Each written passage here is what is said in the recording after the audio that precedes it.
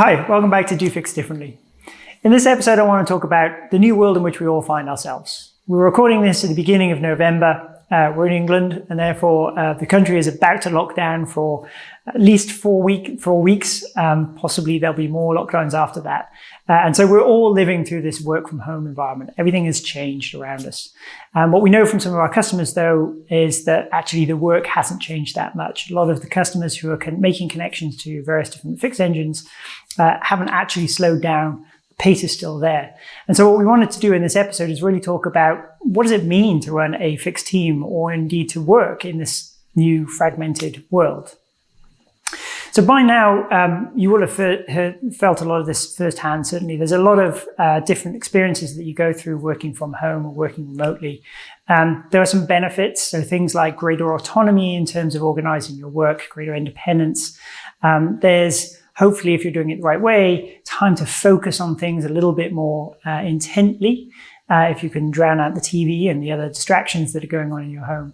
And you can have fewer disturbances. And by that, I mean sort of the random work chats that happen or the ringing phone. There's less commute, which means that there's more time in the day. Hopefully, there's a better work-life balance as well, perhaps more family, more friends, if you're allowed to see them, that is. But at the same time, there's also this challenge that all managers face in this more fragmented world about how do you take care of the people who are on your team. They might feel lost. They might feel a little bit overwhelmed by this new environment, or they might lack guidance. So how do you organize that? How do you balance, taking care of people from a mental health perspective, but also keep the team working on track? And really what we found is that this is all about getting the right balance, because we don't know, nobody knows how long we're going to be in this situation for. And so what we want to do is we want to come to this new normal way of working where you get all of the positives, but few of the negatives on the other side. So if you've been feeling like you've just been keeping your head above water this whole time and now we're about to go into yet another lockdown, well, here are some things that we think you can do to solve that. Right now, some of the key things that you can do in your business are all around visibility and all about tracking. Those are the two key elements. You need to use any downtime that you have naturally during the lockdown period, or perhaps because we're coming up to the year end, to invest in the process. And that investment now will pay dividends in the future. Okay, so invest in things like documentation, invest in standardization. I'm not just talking about documenting your specs here. I'm talking about documenting your process. So how does a customer join your platform or your broker service for the first time? How do you upgrade them? What happens during a release in terms of recertification or anything like that? Document and standardize these things. Make sure that they're documented so that everybody in the team has something that they can go to and refer to. There's lots and lots of different ways in which you can communicate that. It could be a document on a shared drive. It could be some sort of Confluence page, perhaps, or some other internal wiki that you might have, or a Google Docs somewhere. But it's very, very important that you document it so that everything becomes standardized and people don't feel like they have to reinvent the wheel. Now, that documentation and standardization will really help you in the future as you look towards greater automation in that process.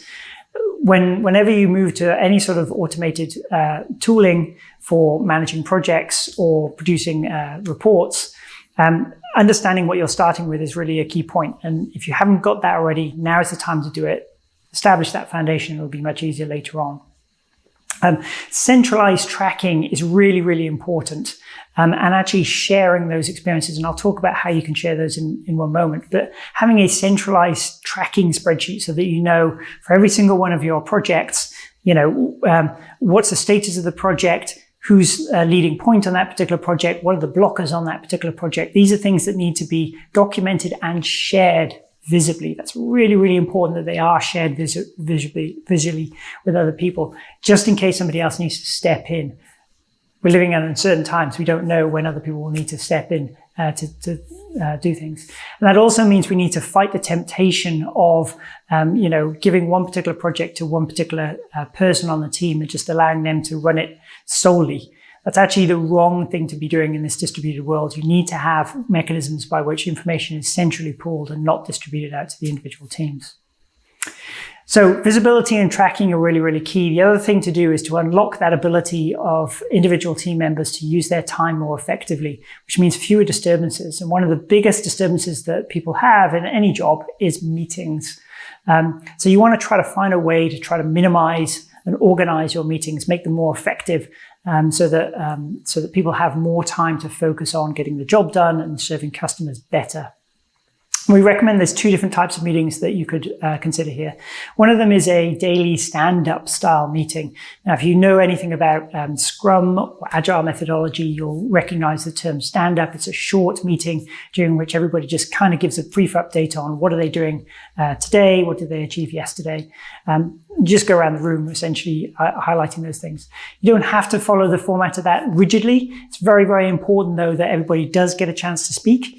And also very important that they get a chance to air any blockers. The blockers aren't solved in that meeting. That is not the purpose of the daily stand-up. It is really just to raise them so that other people can take it offline and solve those blocker problems for them. Now, that might be at a certain time, or perhaps if you're working on a followed by sun model, perhaps there might be multiple stand-ups during the course of the day as you're doing a time zone handover between various different teams. Nonetheless, regular daily contact is really, really important.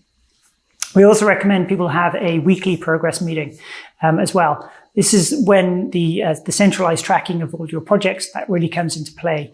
Everybody should come and have a look at exactly where all of the projects are, understand what the blockers are, and understand what's going to happen in the next week. It's a chance to do two things. Number one is to track all of the progress that's going on across your firm, but also, and importantly in these times, it's to celebrate progress. So if somebody really does get a customer live, you should take a moment to actually recognize that and celebrate the fact that they've managed to do it. We're all feeling a little bit lost. We're all feeling as if we're all kind of, have cabin fever at home. Celebrating wins is really, really important. And the final tip that I have for you today is it's really important to foster a culture in which everybody feels it's okay to talk to each other during the course of the day. I'm sure you have something like Slack or Skype or some other sort of internal chat mechanism, and those things are great. One thing that I always tell my own team is if you really want to maintain a good working relationship with somebody, turn the video on. It's really, really important. We don't get the same quality of interaction when we're just simply typing to each other back and forth all the time. So if there's anything that's important for people to talk about, it's really, really important that you turn the video on. That's a great way to maintain the human contact and keep the team building together.